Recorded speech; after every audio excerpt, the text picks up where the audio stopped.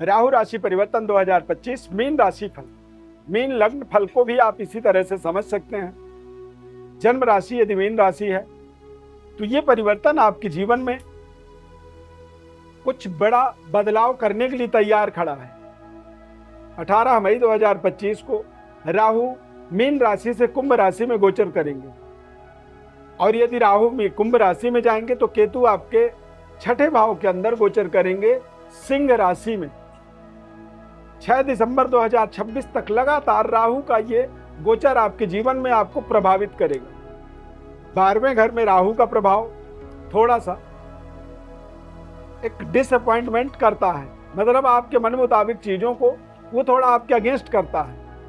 क्योंकि यदि आप 100 रुपए कमा रहे हैं और आपको यदि 150 रुपए खर्च करने पड़े तो वो आपके लिए जीवन का एक तरह से टाइट फैसला करने वाला समय के रूप में आपको मजबूर करता है। एक तरह से आपके जीवन में खर्चों को थोड़ा सा खर्चों का संतुलन को बिगाड़ता है।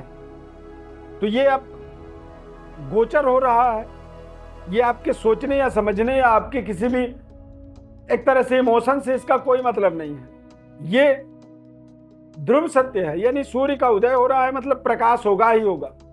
यदि आपको प्रकाश से बचना था, अंधकार में रहना था, तो सूर्योदय को कोई दुनिया की ताकत रोक नहीं सकती है। उसी तरह से राहु का ये परिवर्तन अब आपके जीवन में होगा ही होगा। इसको बस आप बुद्धि से दिमाग से समझ सकते हैं और इसके प्लस माइनस को अपने जीवन में संतुलित कर सकते हैं, जो इस कार्यक्रम में आपको हम बताने वाले हैं। हमारे चैनल को आप सब्सक्राइब कर लीजिए, लाइक कर दीजिए और ज़्यादा से ज़्यादा लोगों को आप इसे शेयर जरूर करें, क्योंकि ये परिवर्तन तमाम दुनिया में एक नई वातावरण को जन्म दे सकता है। राहु का समृद्धि के ऊपर, धन संपदा के ऊपर विशेष अपना आधिपत्य होता है और राहु का ये परिवर्तन ही देश दुनिया में एक नए तरीके की सिस्टमैटिक लड़ाई को जन्म दे रहा है। यानी कि आज तक आपने तमाम तरह के देश, एक देश की दूसरे देश के साथ लड़ाइयों को देखा होगा, लेकिन अब ये लड़ाई अलग तरीके की, अलग लेवल में जा रही है, जहां पर ट्रेड वार हो रहा है, यानी कि ट्रेडिंग से संबंधित लड़ाई चल रही है, पैसों की लड़ाई हो रही है। अब यहाँ तीर तलवार और बंदूक और बम से लड़ाई नहीं हो रही है, यहाँ पर हो रहा है ट्रेडिंग का लड़ाई, ट्रेड वार दुनिया में एक शुरुआत हो रही है। ये कहाँ तक जाएगी इसे देखा जाएगा, पर ये एक राहु और केतु का एक बहुत बड़ा साइड इफेक्ट कह सकते हैं कि ये पूरे दुनिया के लिए, विश्व के लिए राहु का परिवर्तन कोई पर्टिकुलर आपके लिए मेरे लिए नहीं होता है, ये पूरे संसार के लिए एक बड़ा परिवर्तन के रूप में अब अपना काम करेगा ही करेगा। हम केवल इसके घाटा और फायदा को समझ सकते हैं। यदि घाटा हो रहा है तो उससे कैसे बच सकते हैं और फायदा हो रहा है तो उसका कैसे केयर कर सकते हैं, इसी का सारा लेखा जोखा विस्तृत विश्लेषण इस खास कार्यक्रम में हम करेंगे। मैं श्री अरविंद दिव्यरत्न ज्ञान चैनल में आपका बहुत बहुत हार्दिक स्वागत करता हूं। नमस्कार, जय माता दी, जय श्री राम। इस चार्ट को आप ध्यानपूर्वक देखिए। मीन राशि के अनुसार 12वें घर में राहु का गोचर होगा। यहाँ पर एक अपवाद के रूप में शनिदेव को देखेंगे तो शनिदेव जरूर आपकी राशि में आ जाएंगे। तो शनिदेव के आपकी राशि में आगमन का मतलब होता है कि 7.5 का एक सेंटीमेंट बदलेगा, यानी कि पहले स्टार्टअप था, अब सेकेंड फेज शुरू हो जाएगा। तो 7.5 और राहु का गोचर, ये दोनों ही चीज थोड़ा सा आपके अगेंस्ट काम कर सकते हैं। इसमें आपको अपने सेहत स्वास्थ्य का, खान पान का, बैंक बैलेंस का और अपने खर्चों पर विशेष नियंत्रण की आवश्यकता रहेगी। राहु और शनि जब ये व्यक्ति के जीवन में नकारात्मक फल देने लगे या नकारात्मक असर इनका पड़ने लगे, तो ऐसे समय में देखिए सत्य का पालन करना आपके लिए विशेष लाभदायक हो जाएगा।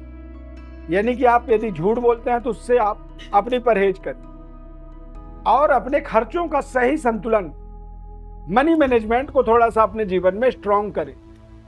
यानी कि रोज का रोज आप अपनी लेखा जोखा बनाएं, दिन भर आपने क्या खर्च किया है और आज जो हुआ है उन चीजों को आज न देखें, आप 2 दिन बाद देखें, तो आपको वो समझ में आएगा कि आप सही खर्च किए थे, सही निर्णय किए थे, नहीं किए थे।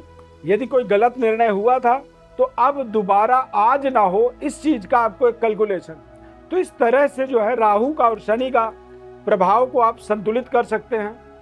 खर्चे से दुनिया में कोई ताकत आपको बचा नहीं सकता है, खर्च होगा ही होगा, लेकिन यदि किए गए खर्चों का सही संतुलन और सही मनी मैनेजमेंट आपके दिमाग में है, आपके पास पूरी लेखा जोखा है, तो आप आने वाले समय में धीरे धीरे अपने परिस्थितियों को बदल सकते हैं। इसका सबसे बड़ा प्रभाव आपके व्यापार के ऊपर पड़ सकता है।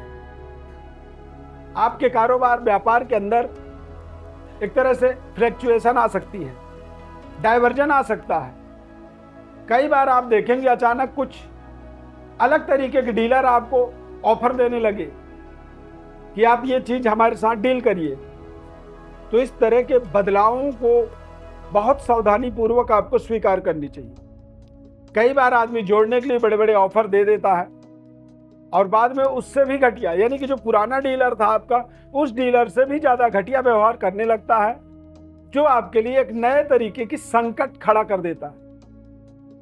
तो इससे अच्छा है कि जो चल रहा है, अब आपने तो एक डाइवर्जन को एक्सेप्ट किया ना, स्वीकार किया कि भैया नया डीलर आ रहा है तो मैं इससे काम शुरू कर देता हूं, पर हो सकता है इस चीज को आपको अपने दिमाग पे बैठाना है। पारिवारिक जीवन के अंदर आपको ध्यान रखना है, किसी भी तरह की आपसी तालमेल तू मैं से अपने आप को दूर रखना।